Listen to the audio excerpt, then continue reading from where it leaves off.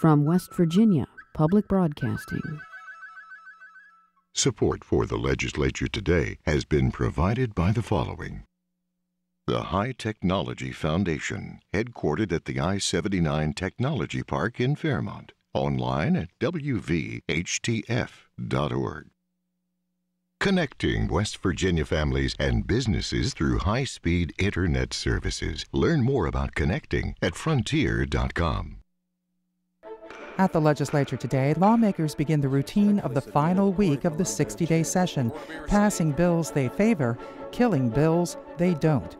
We have reports from the House and Senate tonight. Mingo County Sheriff Eugene Crum was honored at a funeral service yesterday after he was gunned down last week. And a special report tonight about drug testing applicants for welfare and unemployment, the issue from both sides on the Legislature today.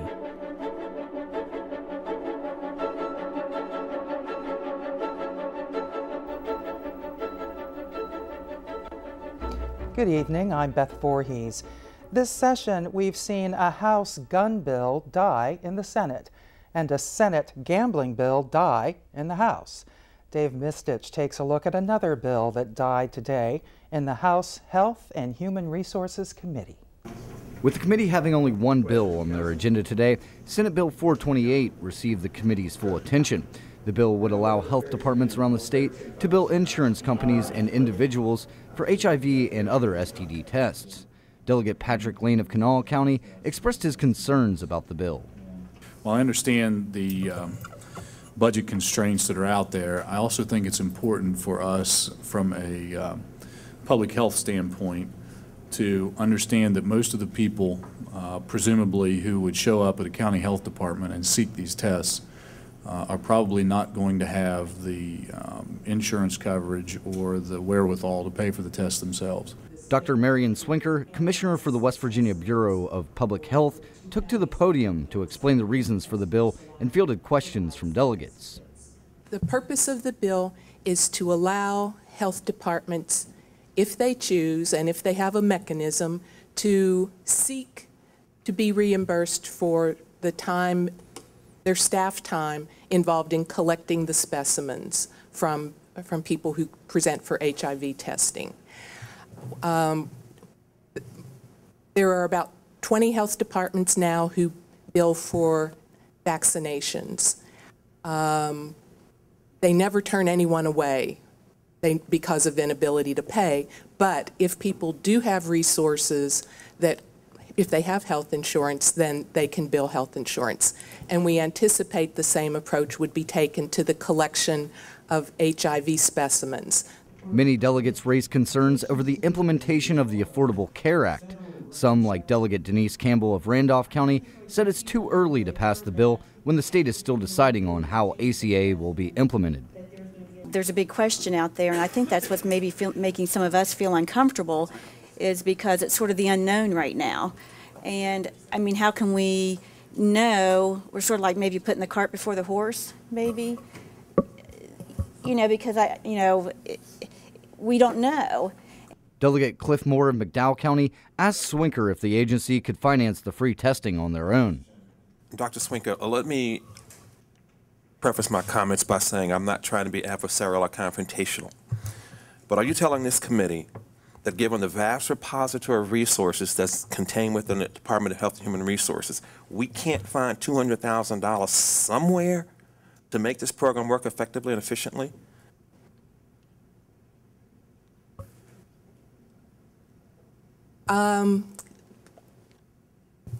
Okay. We have a number of, I'd say, of all our HIV and STD programs, 84% is funded by the federal government through grants. We anticipate that 84% is going to shrink over the years, and they've given us guidance about ways to deal with that. This is mainly to benefit the local health departments. As discussion of the bill was winding down, Delegate Misha Poore of Kanawha County spoke in opposition as she echoed Delegate Campbell's thoughts on the matter. the testimony was given to us is that in anticipation of the Affordable Care Act, more people will be insured. As you know, West Virginia, we're still determining how we will approach the Affordable Care Act and what structure we will agree on, which one's the best for us and our citizens. And so for the local health departments or the Department of Health to come today and say, well, you know, Affordable Care Act is now happening and all of our people, more people will be insured. Well, we don't even know how we're going to move forward to make sure people are insured yet. So this seems to be very premature. Delegate Barbara Fleshour of Monongalia County was the sole member of the committee to support the bill during discussion. Fleshour's concern was that the smaller health departments would be forced to close if they're not able to collect money on HIV and STD testing. This is just one little way to keep some of those smaller health departments alive and they don't want to, we don't want to be publicizing that they don't have enough money, and we want to begin giving them tools.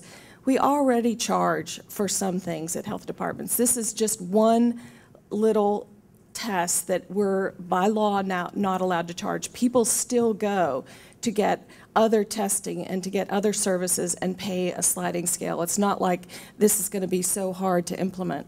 After a half hour's worth of discussion, the bill finally went up for vote in the committee. All in favor of Delegate Perry's motion to approve, signify by saying aye. Aye. Opposed? No.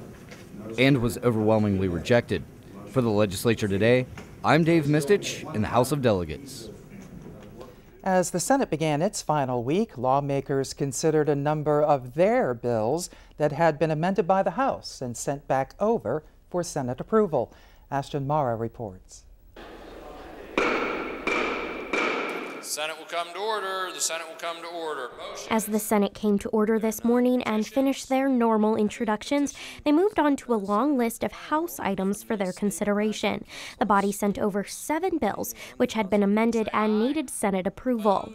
First, the House has amended the bill to change the cap on the pipeline company licensing fees to $385,000 per year. This is lower than the PSC originally requested, and they have agreed to this amount. Second, the House has amended the bill to clarify that the revenues generated by the pipeline company licensing fee may only be used to pay for pipeline inspectors. And third, the House has amended the title. Most of the amendments were technical in nature or changes to title, with the exception of Senate Bill 463, explained by Senate Majority Leader Senator John Unger, and Senate Bill 412, dealing with the removal of elected conservation district supervisors and their appointed replacements. There were no bills up for a vote on the Senate floor today, but 15 bills on second reading were advanced for consideration tomorrow. One of those bills was House Bill 2471, a bill that prohibits restrictions placed on firearms during a declared state of emergency. Under a declared state of emergency, government cannot seize firearms from people that are otherwise they lawfully have, and that's current law.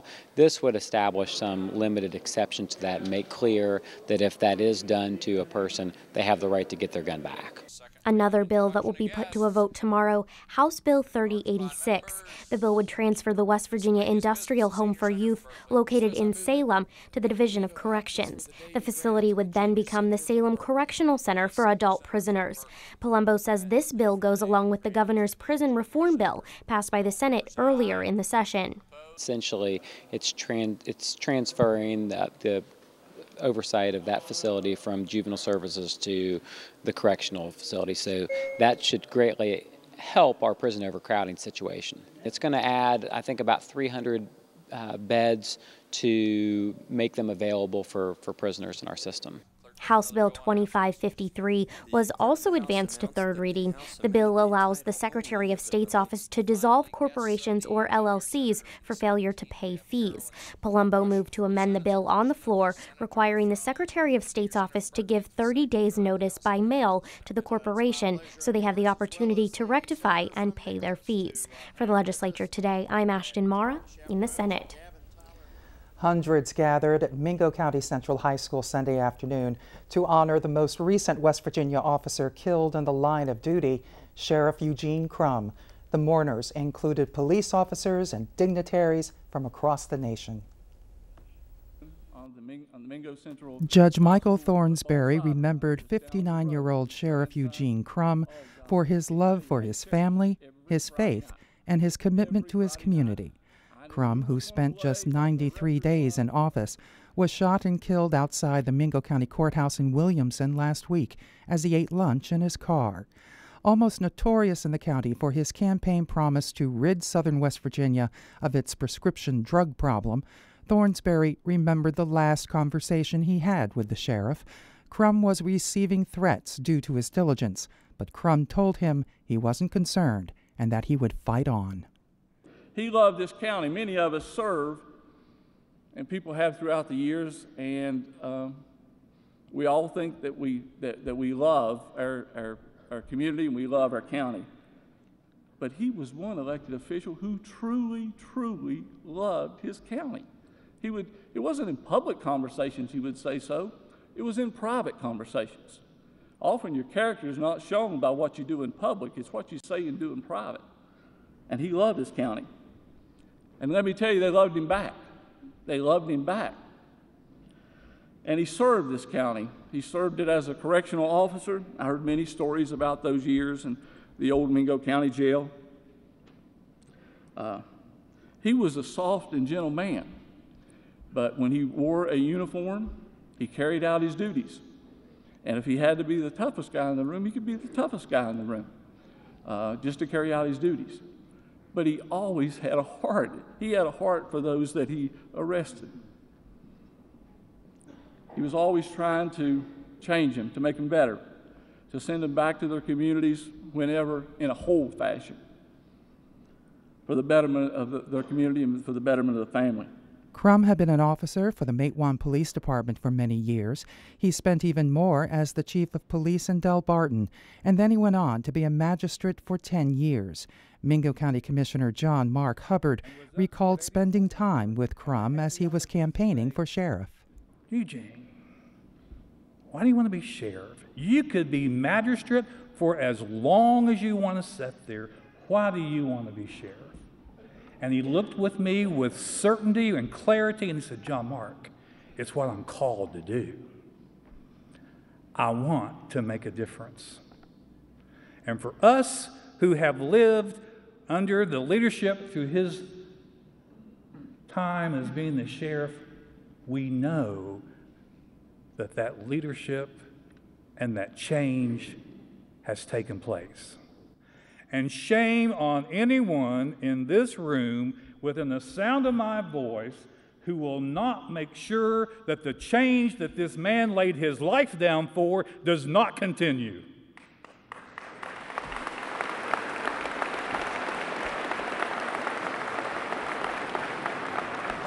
Mingo County delegates Harry Keith White and Justin Markham represented the legislature at Crum's funeral and read a resolution lawmakers passed in his honor. Sheriff Crum kept 2 badges. One he wore on his side, the other he carried in his wallet. One of the badges will be buried with him. The other was presented to his wife Rosie, who was named sheriff by the Mingo County Commission last week. Eugene Crum is also survived by 2 children and 5 grandchildren. Son, your work on earth is done. Go to heaven to shout love for the Father and the Son. Police have charged 37-year-old Tennis Melvin Maynard with murder in Crum's death. However, his motive is still unclear. Maynard is also charged with attempted murder for pointing a gun at a deputy following a chase that ended in Delbarton. Maynard is still in the hospital after he was shot by the deputy. In a moment, a special report about drug testing. First, here's a look at what's coming up in the Senate tomorrow. Among the bills up for passage in the Senate tomorrow, House Bill 2314, authorizing a family court judge to order the emergency custody of a child in the physical custody of a party to an action or proceeding before the court, requiring the Department of Health and Human Resources to immediately respond and assist the family court judge in emergency placement of the child and providing additional procedures when a child is ordered taken into emergency custody. House Bill 2361 to include persons who served honorably in the National Guard and Reserves as eligible veterans for preference in employment training and employment. House Bill 2463, repealing state laws that permit the sterilization of persons deemed to be mentally incompetent. House Bill 2729, allowing schools to voluntarily maintain and use epinephrine auto-injectors in cases of anaphylactic shock. House Bill 2940 to require all county superintendents of schools and members of county boards belonging to the same regional educational service agency to meet together to identify county-level services and functions that may be shared between or among the county boards. Results of the meetings are to be reported to the State Board of Education and the legislature. And House Bill 3086, Governor Tomlin's measure renaming the industrial home for youth as the Salem Correctional Center, transferring control of the Salem Correctional Center from the Division of Juvenile Services to the Division of Corrections, authorizing the Parkersburg Correctional Center and listing it and the Salem Correctional Center among the institutions managed by the Division of Corrections. Among the bills on second reading, House Bill 2108, making failure to wear a seatbelt a primary offense. Senate Bill 2395, continuing criminal background checks for in-home caregivers. And House Bill 3159, allowing Mercer County schools to increase the compulsory school attendance age from 17 to 18 years of age as part of its county-wide dropout prevention initiative, and allow Nicholas County schools to permit up to 2 unexcused absences per semester to be erased from a student's attendance record if the student successfully completes the county's Saturday instruction program. States have been considering testing applicants on public welfare benefits since federal welfare reform in 1996. That's according to the National Conference of State Legislatures. West Virginia Senate Bill 417 was introduced over a month ago. It was never taken up by the Senate's Health and Human Resources Committee. The Senate bill's companion, House Bill 2527, is a priority for House Republicans. So much so that the minority party attempted to pry it out of the House Judiciary Committee to debate the bill directly on the floor last week. The attempt failed along party lines. The bill seeks to require those applying for welfare or unemployment benefits, as well as elected officials, to pass a drug test before receiving any taxpayer dollars. 7 states have passed similar legislation. Jessica Lilly has more. Looking 3:30 in the morning, out looking for a fix. He's walking down the center line, Wyoming County, and gets hit by a coal truck. More than 2 weeks after Senate Bill 417 was introduced, Senator Mike Green took the floor. He shared a story of the recent loss of a family member who is addicted to prescription drugs and lived on public assistance. He supports drug testing those on public assistance. And I can tell you that I have received literally hundreds of emails, Facebook comments, tweets in support of this issue. People who, like my family, see it every day. They see the effects of the drug system. They see the effects of what this is doing to our society. Senator Mitch Carmichael is the lead sponsor for the bill. He says it's meant to address 2 issues in West Virginia: the drug problem and the lack of available workforce. We constantly hear from employers that, or people here in West Virginia, that we need jobs. We want more opportunities, more growth, more jobs. And yet, so many of the employers that we talk to say, we have these jobs available. We can't find people that can pass a drug test in order that they can begin to become productive members of society. Senator Craig Blair, a Republican from Berkeley County, has pushed for this legislation since 2009 when he was a member of the House of Delegates. I want to help those that can't help themselves. What I don't want to do is help those that won't help themselves. This year's bill would require an additional group, those seeking unemployment benefits, to face having to take a random drug test. Currently, to qualify for unemployment benefits, you have to have lost your job, obviously, be ready and able to work, and actively seek employment and prove it. Courtney Sisk, spokesperson for Workforce West Virginia, says being available to work also means not being enrolled in a college or university school. Well, if you're taking 12 to 15 hours of school a semester, it's difficult to maintain that kind of school schedule and a full-time job. And some employers are willing to work with people who are going to school, but not all. So you have to be, you have to be ready to make that decision that you want that full-time job. There are exceptions. For example, students can still receive unemployment if they're attending school with a Pell Grant, or if the classes are vocational training. There's also training provided by Workforce West Virginia. Last year, Governor Tomlin signed an executive order that requires those looking to receive training to pass a drug test before qualifying for those programs. So far, close to 1,000 West Virginians on unemployment have taken a drug test because they wanted training provided by the state. About 98% passed the test, 6 declined the test, and 1 refused, according to Sisk. But those on unemployment are likely to face a drug test during the application process. Most companies require applicants to take a drug test. If they fail, they don't get the job, but they can continue to collect their unemployment benefits.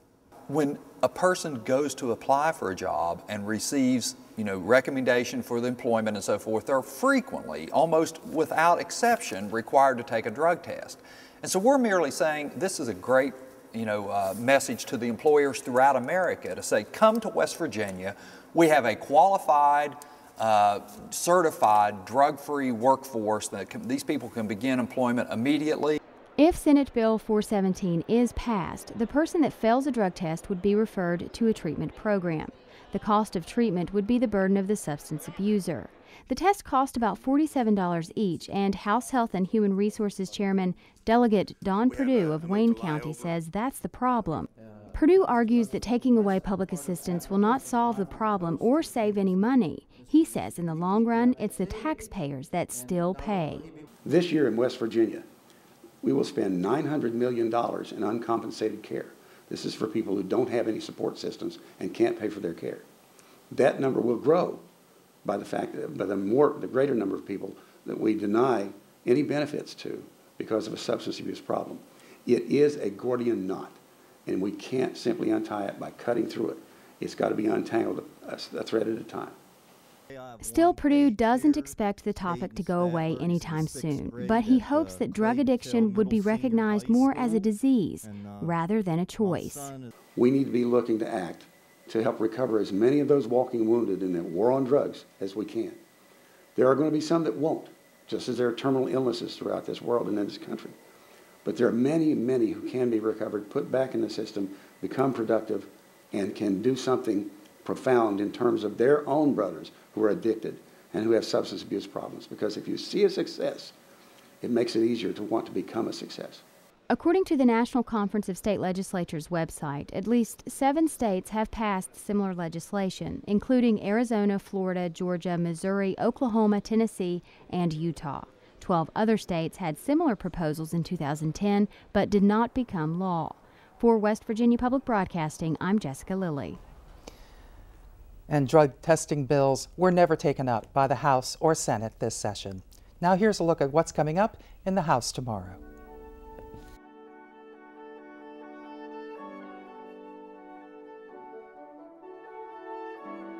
Among the bills up for passage in the House tomorrow, Senate Bill 80, requiring central office staff at a county board of education who have a valid teaching certificate to substitute teach 3 days every school year. Among the bills on second reading, Senate Bill 60, requiring that petitioners who are asking a court for a name change shall in the public notice set forth the name to which his or her name will be changed, unless upon good cause shown to the court, the name change is being requested because the petitioner desires to protect his or her identity for personal safety. Senate Bill 108, creating the Unintentional Pharmaceutical Drug Overdose Fatality Review Team under the Office of the Chief Medical Examiner. This is a multidisciplinary team created to examine, review, and analyze the deaths of all persons in the state of West Virginia who die as a result of unintentional prescription or pharmaceutical drug overdoses. And Senate Bill 158, to ensure that streets are safe, efficient, and convenient for travel by all users, including pedestrians, bicyclists, motorists, and transit riders, in the policies, design guidance, planning, development, construction, and maintenance of roads. This bill was recommended for passage by the Legislative Select Committee on Infrastructure. And this has been the Legislature Today. Tomorrow, our guest will be Dr. Janet Poppendieck, a professor of sociology at Hunter College, City University of New York. Dr. Poppendieck is in West Virginia to attend a forum on childhood hunger tonight at the Culture Center, and will speak to the Senate Select Committee on Children in Poverty tomorrow. Her primary concerns, both as a scholar and as an activist, have been poverty, hunger, and food assistance in the United States. I'm Beth Voorhees. Thanks for joining us. Good night.